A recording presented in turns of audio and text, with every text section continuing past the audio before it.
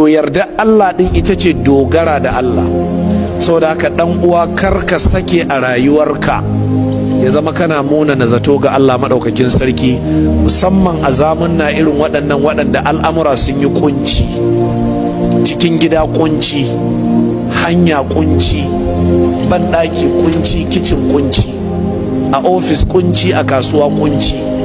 Idan kai ma'aikacin gwamnati ne sai kaga cewa kamar 'yan kasuwa jin daɗi suke, ran da ka fara kasuwanci sai kaga cewa kasuwancin akwai kunci.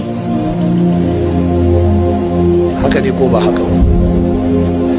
Dan kasuwa kuma yana ganin ai ma'aikatan gwamnati ai suna hutawa. Da ya fara aikin gwamnati sai ga akwai kunci. Talaka yana nan yana cewa haba, kai in kaga yadda manyan nan suke hutawa malam, ran da ka shiga cikinsu sai kaga cewa sun fi kowa tashin hankali. Mai wayo za ka kwana da naira 20, amma asuba ce sai an tashi. Amma mai kudin angoku da ke da miliyan 20 sai ya hada da kwaya, zai yi bacci na minti 30 sai idan ya soye, bayan ma ba ta aiki saboda tsabar kunci da yake ciki. Idan ke budurwa ce sai ki ga cewa kai ai ran da ki kai aure shi ke da kin yi aure sai ki ga cewa al'amuran kuma sun fi kunci.